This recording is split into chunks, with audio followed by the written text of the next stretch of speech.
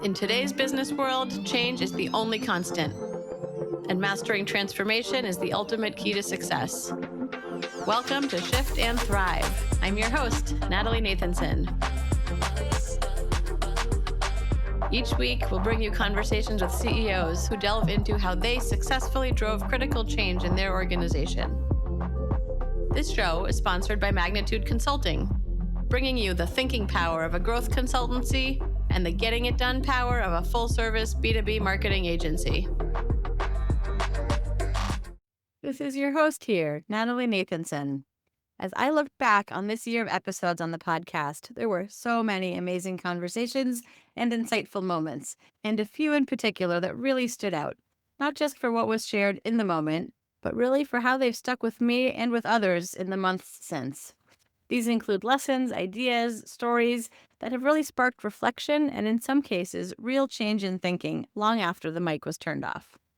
So in this compilation episode, we've pulled together a few of these moments to share with you. You'll hear guests reflect on things like the mindset shift that fueled their business transformation. We explored parallels between personal growth and company growth, some practical ideas for how to successfully rally a team towards a business transformation, and some insights around how to think differently in the current world that we're in being redefined by AI. And then to close out the episode, we have something truly special and riveting. A guest shares an amazing and honest story of his near-death experience that really changed how he leads and how he lives his life. That's a clip that I've played for so many people in my life throughout the year, and excited to draw some new attention to it for all of you. So these are just a few of the clips from the many standout conversations we had in 2025. I hope they spark something for you. I hope they drive you towards the full episodes. And I hope that you go back and listen to the many amazing episodes we aired throughout the year. Thank you for being a listener. And with that, let's dive in. How do you structure a system that has to operate like a human? How do you make it behave like an expert? Right? These are the things that are really different. So what our AI team was able to bring to the table is, well, how do you actually model human expertise? And then that's differentiation sort of number one. And number two is, well, how do you create a user experience that actually makes it feel like you're working with your best team member who is just doing the work for you versus sort of slogging your way through a CRM application or a project management application or name your other SaaS tool that a lot of users sort of fear going into every day to just sort of be accountable for their manager. So that's what we see the big changes are, is the ability to sort of create the expertise needed to do the work, coupled with a very, very different user experience that is more akin to working with your best team member. Yeah, I love that. And that's really interesting to think about kind of what it feels like to work with your best team member, even when they're technology. Do you have any examples of what that looks like to kind of help bring it to life? Well, the big thing that we focused on is the things that we're accustomed to doing in SaaS with, I'll give you simple examples, folders, buttons, links, save, cancel, back, forward, right? All these typical actions that you normally sort of go through as a day-to-day user in a SaaS application. That's not really relevant when the mode of interaction is either text, speech, or video. I think that's big difference number one, is that when you're working with an agentic AI solution, you shouldn't be feeling like you're operating on a computer. You should feel like you're having a proactive discussion with a team member that's bringing things to your plate for review. The second thing that leads into that, which is very different, is SaaS applications don't really do the work for you. They give you a place to organize your life so you can do the work. Now, the difference with agentic AI is you expect your best teammate to always be proactive, to come to you, Natalie, and say, hey, this is what I did for you today. Here are the 4 things that I've actually created that have never existed before that just need your review and sign off so you can go and use those. So that level of sort of proactivity, putting the work for review on your plate that is actually completed work, and then giving you a very different experience that's either video, speech, or text-based, that's what's going to give you a very, very fundamental different experience, where the best thing about a digital team member is they never go on vacation, they never sleep, and they're around 24/7, which is this sort of this amazing infinite potential. Yeah. I was just talking to a colleague recently just about the 24/7 component, and that's just, one of many benefits, but it can be mind-boggling to think of all of them at once. So kind of piece by piece, I feel like we each need to kind of wrap our heads around what the differences are and how we need to be working, how we'll continue to be pushing ourselves to work differently. Well, it's a new learning muscle as well, because we've all been so accustomed to using email, using Google search, using Salesforce in our day-to-day lives. And what we find when we onboard new users to an agentic experience, they're a little bit of deer in the headlights at first. And it's a little bit of a I think maybe false pretense to think that everybody is already sort of used to using services like ChatGPT or Anthropic's Claude or even Gemini from Google. A lot of folks don't. So they sort of sit there and AI is producing things for them and they go, well, that's not quite right, or I'd like it in this different format. But because there's no SaaS workflow and buttons, they sort of freeze on how they engage. And you talk to them and you're like, well, how would you tell a human to revise the work? Or how would you give feedback to the human?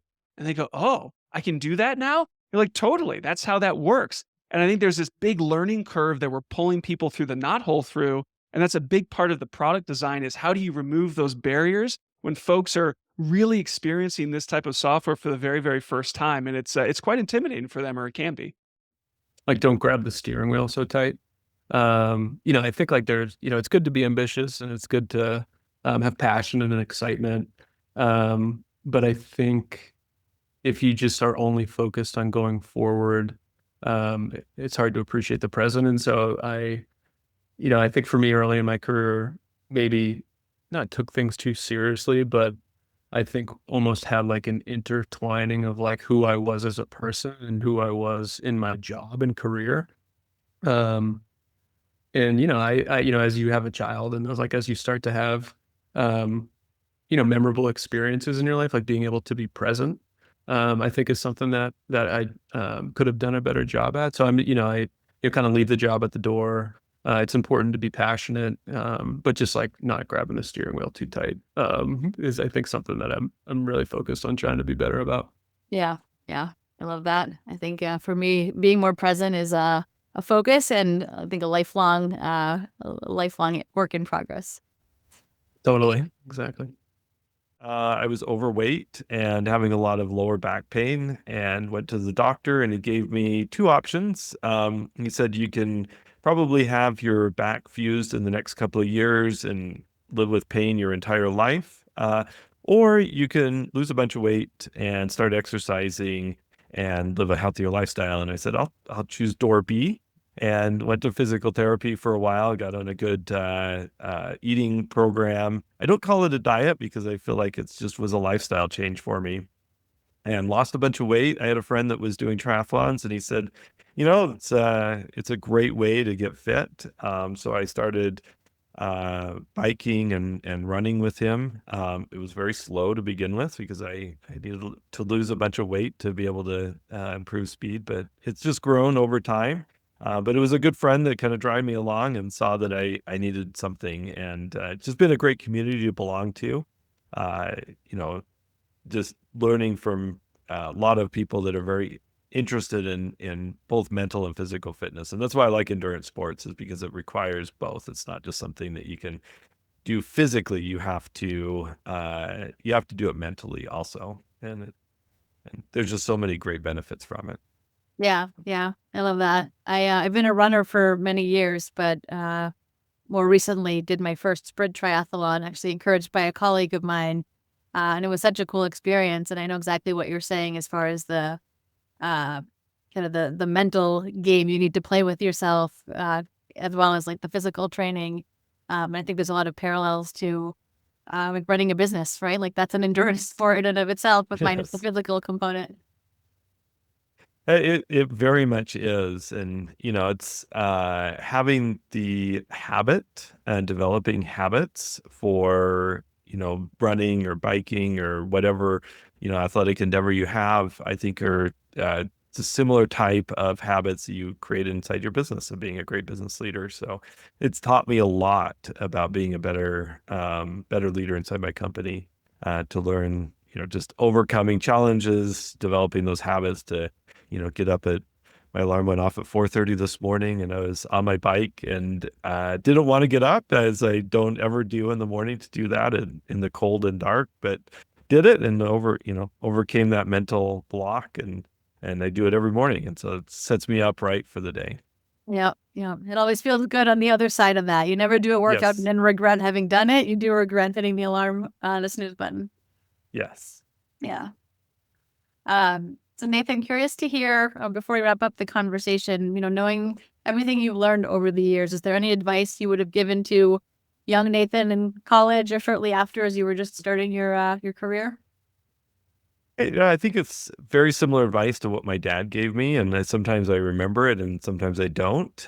He was a business owner when I was young, and he said things take often twice as long and cost twice as much as what you expect, and often I have ignored that. But as I've learned to take that advice well, it's helped me be more successful, and just assuming things don't go as fast as what we want them to, and just be patient. It is, as they often say, it's a marathon, not a sprint. Running a business, it takes a long time for things to happen in the market and in business, for people to change.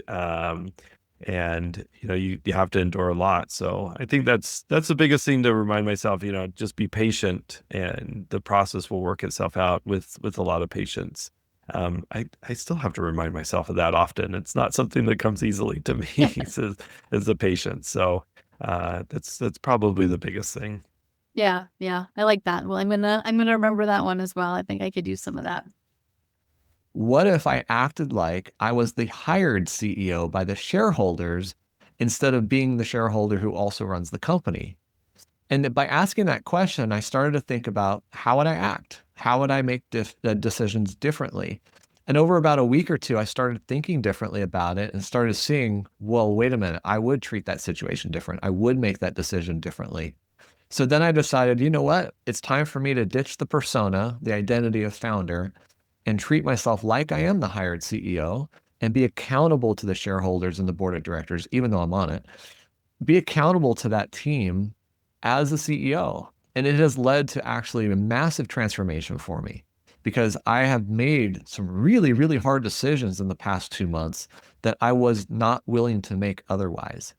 But when I looked at it from the hired CEO's perspective, I started to analyze what products make us money, which ones don't, which ones are profitable, which ones aren't.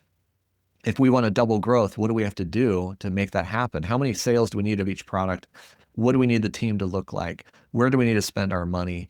And that has caused us to make some pretty big shifts in our organization, in our product focus, and really in our sales focus.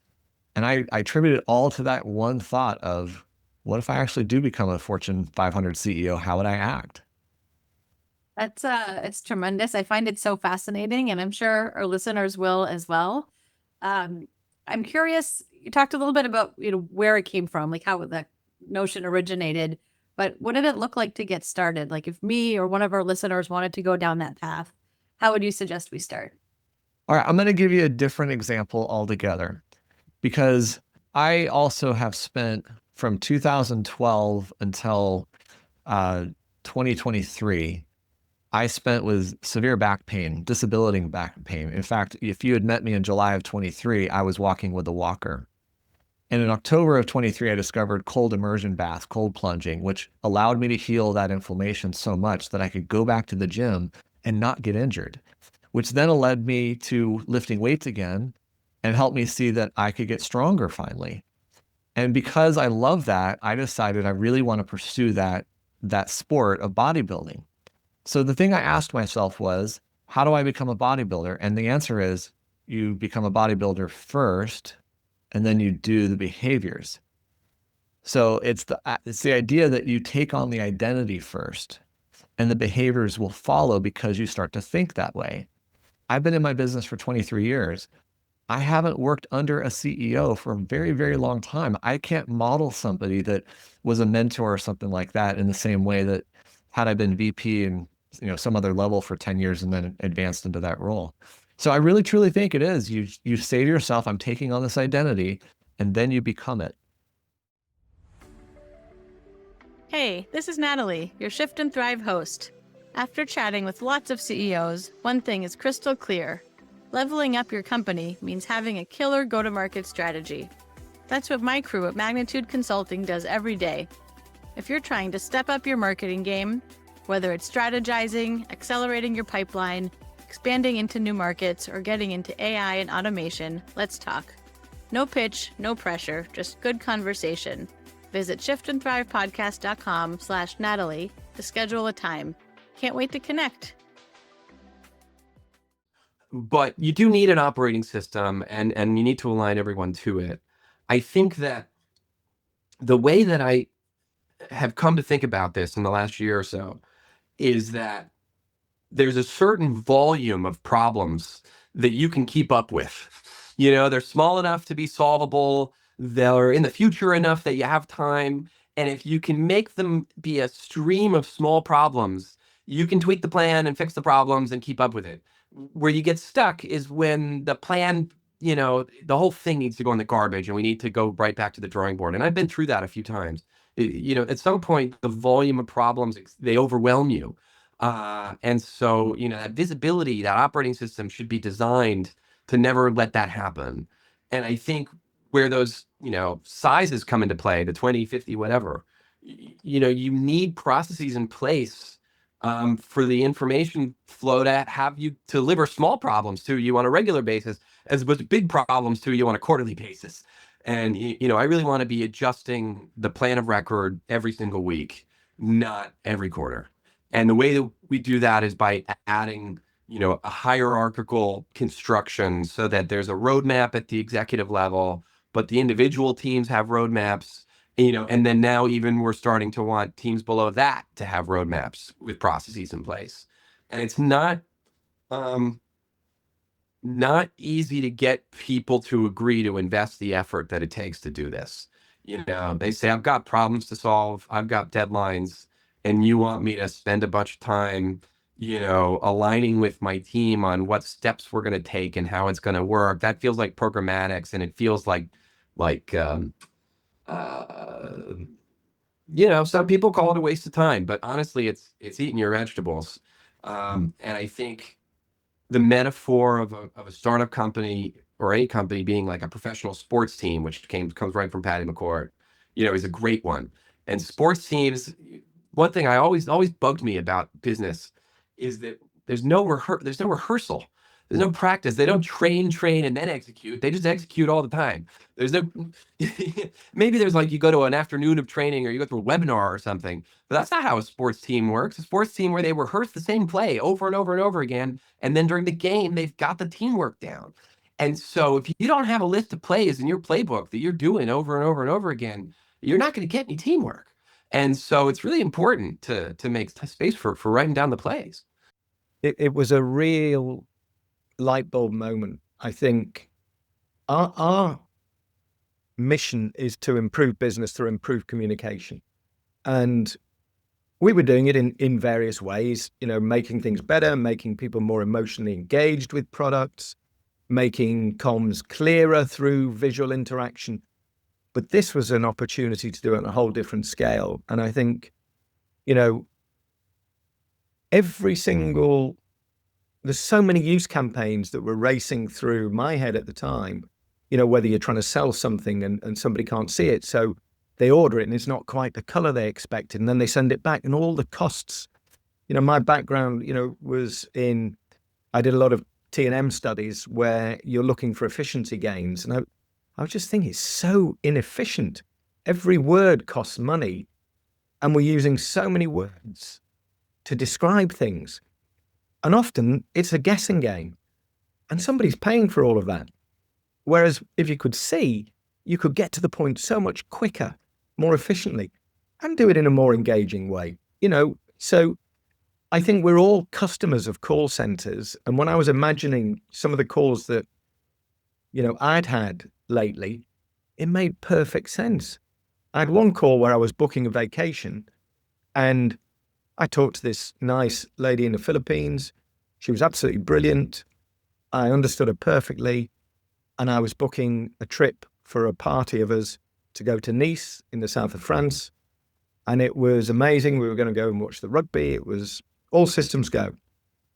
And I talked to her and she did it. And I couldn't get it on the website. And I was delighted. 20 minutes of my life I was really pleased to spend. And then when I got the booking, I was going on holiday to Leeds.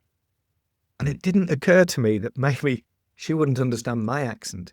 So again, the ability to see the booking at the time, I'd have been able to go, no, not Leeds, Nice in France.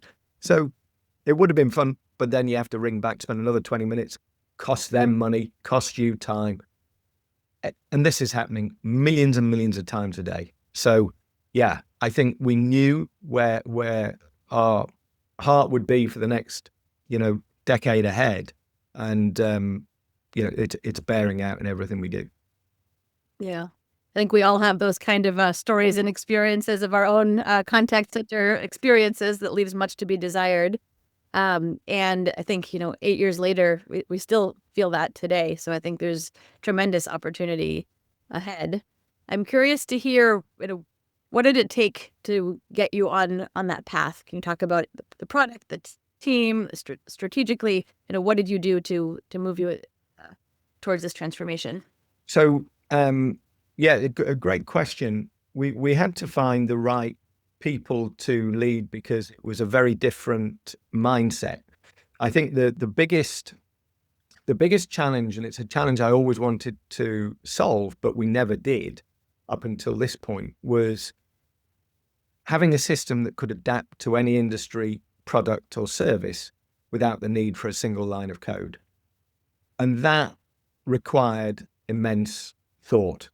So before we put finger to keyboard, before we did anything regarding product, we spent the first 8 months just looking at what we'd done before, refining it, taking those learnings, understanding what they gave us, that deep knowledge gave us, that would allow us to build a system that was totally, not highly, totally configurable, and all the other good stuff that goes with it, mobile first, all of that.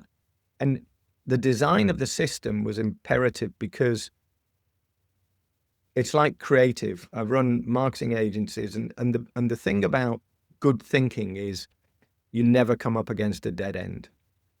If you can think well and you build a solid foundation, you can build anything on it. If the foundation's got a problem, everything you do thereafter, you're just waiting for the cracks, you're waiting for the issues.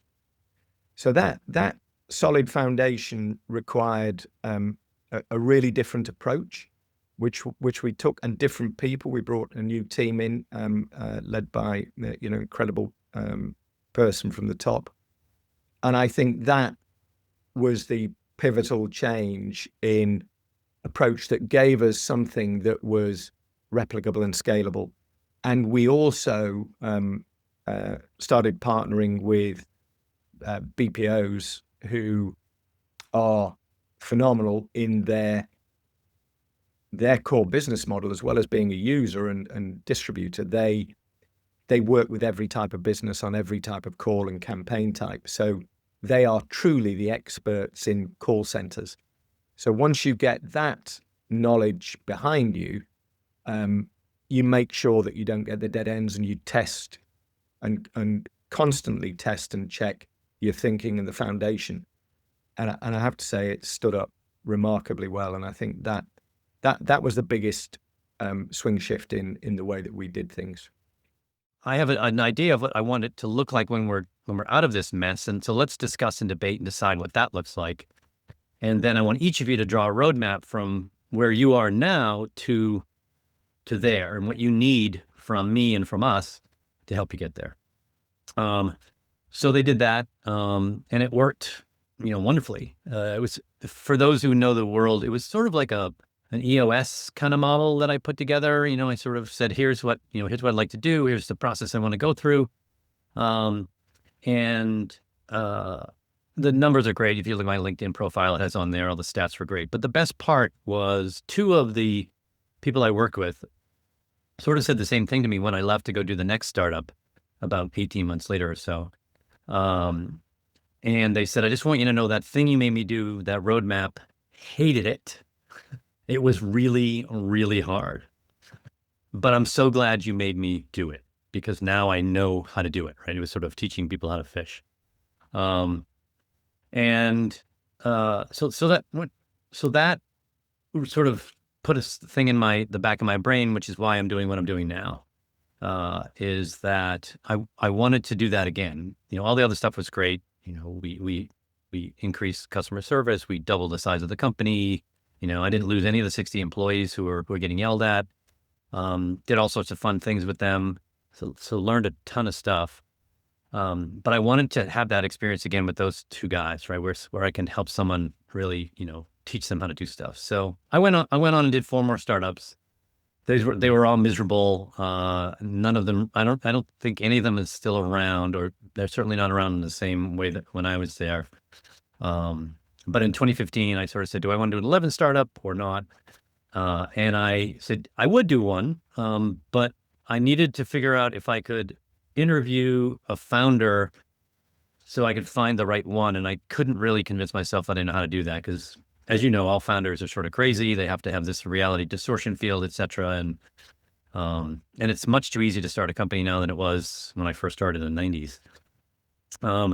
So I said, what can I do to have that experience again? So I went out, looked at a bunch of business operating systems. I did look at EOS. I looked at like, I think 5 or 6 different ways to do it. And I settled on something called Scaling Up, which I became certified in. I'm no longer in Scaling Up, but I still use a lot of the principles there. I'm running out of money, and a friend of mine says, look, you do have this gift of gab, John. You're good on your feet. You know that cruise ships pay a lot of money for people like you to tell stories, to talk about things like foreign policy, for example. You're a UN diplomat. So get a job on a cruise ship. Oh, okay. I get a job, the very first effort, I get a job lecturing on a cruise ship going from Vancouver to the Far East and back. I got to take my daughter, then 13, Mallory, with me. So Mallory and I journey out to Vancouver and get on board this cruise ship. My job is to give 2 lectures in the whole trip about, they didn't care what I talked about, foreign policy or whatever, NATO, whatever, because I also learned the cruise ship is mostly older people, and that a good part of my job was to look handsome in my tuxedo and waltz little old widows around the dance floor. I didn't know that, but okay, fine. I wondered why they wanted me to take my tuxedo, but there it was. So I'm lecturing on the cruise ship and dancing little old widows around the dance floor. 3 days off the coast of Alaska, the ship catches fire and ultimately will sink 9 days later. But they tried to put the fire out and they fail. And they give us all kinds of messages that there's nothing to worry about. But we're supposed to come up to the ship's promenade deck so they can air the ship out, get rid of all the smoke. So Mallory and I, my daughter, are completely disarmed. We go up to the promenade deck, and it's pretty clear the fire has not been put out. It's getting blacker and thicker. And it's cold. This is October in the Gulf of Alaska, freezing out there. So we can't go into the ship's lounge or the restaurant because they're full of smoke too. So people are ripping curtains off the windows or taking up tablecloths, trying to stay warm, wrapping themselves in tablecloths. And we're all on the promenade deck and looking kind of worried because the smoke continues to get blacker and thicker. Clearly, the fire's not been put out. The ship's captain has been lying to us the whole time about the fire has been put out. So this is like 2 o'clock in the morning now, 3 o'clock in the morning. Everyone's getting a little scared. So we're told to go to the stern of the ship, the fantail, where free drinks will be served, etc. And they give us more reassuring words, but it's not very reassuring. A helicopter flies over and drops CO2 canisters, and guys in firefighting suits are disappearing into the ship. And the smoke is now curling up the sides of the ship, not just through the stairwells. It's looking pretty bad. People are getting scared. So the captain then gives the order, says, okay, I'm afraid we've lost the fight with the fire. I want you to all go to your lifeboat station. So Mallory and I go up to lifeboat number 2 on the port bow and look back, and the ship looks the little lifeboat looks like it's going to be very crowded. And there are like 75 people waiting to get in the lifeboat. The sign on the side of the lifeboat says it's made for 45, so that's not good. And then worse, the fire finally burns through the last of the retaining walls and windows in the lounge and the restaurant, and a huge pillar of flame about 20 feet high erupts from the center of the ship. Right, this huge tower of flame erupts in the center of the ship, and now people, of course, are really scared, and they're backing away from the flames. But you can't fall into the Gulf of Alaska in October, because you'll die of hypothermia in 5 minutes. And so, I mean, people have seen Titanic. Well, that's the situation we were in. So anyway, he gives the order to abandon ship. So we all get into these lifeboats. And luckily, everybody gets into a lifeboat and nobody is killed, even though the ship's crew seems incompetent in terms of lowering the boats. We all get into lifeboats, and we're all begin to drift away from the Princeton Dam, the name of the ship, and wait for the dawn. And at dawn, a big oil tanker arrives, answering the SOS, and helicopters arrive. We're 140 miles from the coast, so it takes a while for helicopters to arrive. And when they arrive, they start lowering a metal chair on the end of a chain, kind of like you see maybe at a county fair. Kids go whirling around in a metal chair. Anyway, so they lower a chair, and one at a time, we put one person into that chair. They get hoisted up into the helicopter, and when the helicopter has maybe 7 or 8 people, it flies off to the deck of the tanker, drops the 7 or 8 people, comes back for more. But it's a very slow process. Not only that, but what is calm, when they were put into lifeboats, a typhoon is bearing down. Typhoon Victor is bearing down on us. So the weather's getting worse and worse and worse. So it's a fight against time. And I watched my daughter Mallory lifted off about noon. And by the way, people might wonder how we knew who goes first. Well, the only guidance we had was from all the grade B movies we'd seen, which is, of course, women and children first. So we put the women and the children. There weren't many children. This was a cruise ship, so old folks. The women and the old folks. So about noon, there's only about 20 or so men left on lifeboat number 2. Everyone else has been taken to safety on the freighter. There actually was an oil tanker. And so we're left there. The helicopter makes one more trip, 2 more trips, until there's only about 8 of us left. But then the helicopter can't fly anymore because we're in the middle now of a typhoon, and it's deadly for a helicopter to try to hover that close over a lifeboat in the middle of a typhoon. So the helicopters are gone for good.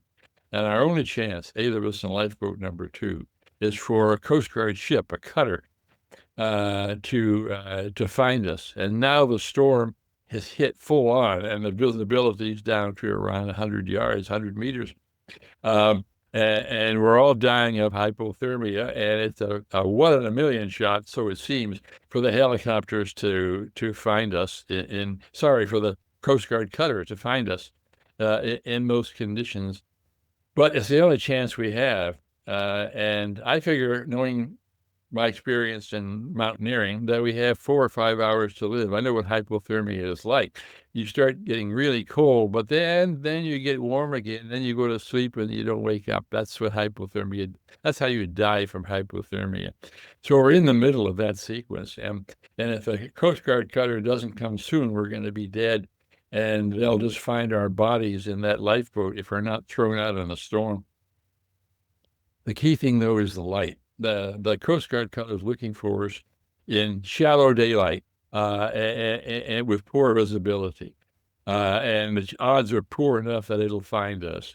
But if it gets dark, we have no flares, we have no lights, we have no mirrors, we have no way to signal the Coast Guard cutter, we have no radios. So if it gets dark, the odds are being found by that cutter disappear to 0. So now it's about a half an hour until dark.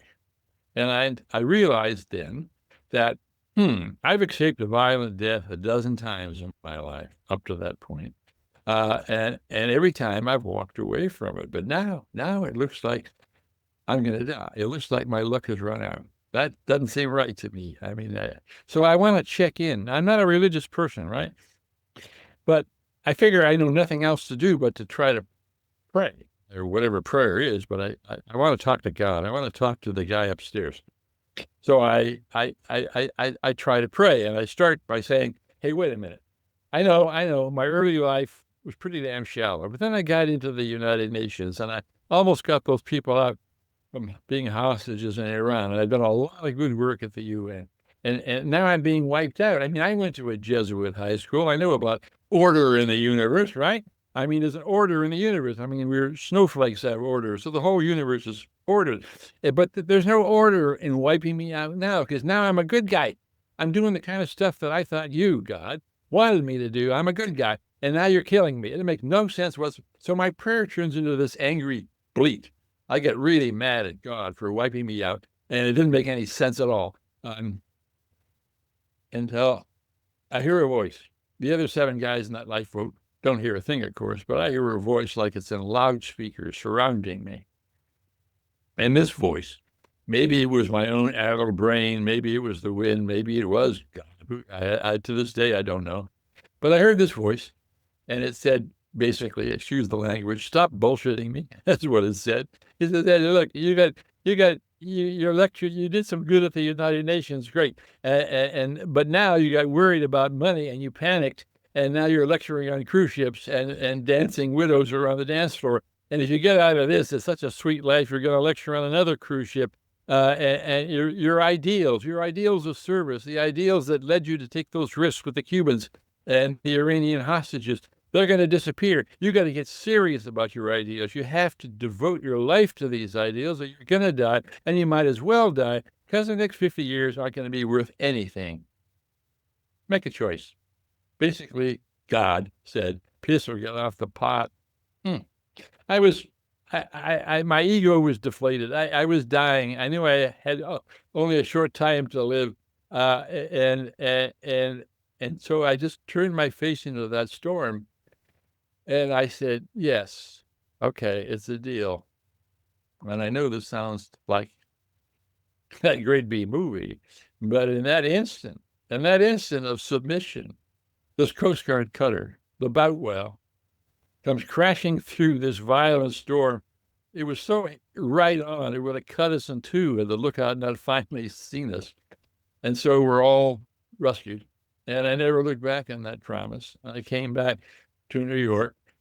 I joined the Giraffe Project, which, as I said, was started by this wonderful woman whom I soon married, named Ann Medlock. And the rest of my life has been devoted to fulfilling that promise of trying to be as much service as I can, and by talking about things I know something about, like risk-taking, courage, and I never look back. So, that's a story I tell a lot, because it's a good story, but it also is the story of what's important. What's important wasn't my physical risk-taking, wasn't important. What's important certainly wasn't making money on cruise ships. What's important was living a life that had real meaning, that I knew was real meaning. I had a taste of that at the United Nations, the things that I did. And there was more than just the Cuba caper, I call it, lots of things. And it was important. That's what was important. That's a wrap for this week's episode. For show notes and more, visit shiftandthrivepodcast.com. A special thank you to our sponsor, Magnitude Consulting, bringing you the thinking power of a growth consultancy and the getting it done power of a full-service marketing agency to help B2B companies fuel their growth. For more information on Magnitude and to get your complimentary transformation readiness assessment, visit magnitudeconsulting.com/getready. Thank you so much for listening. We'll see you next week.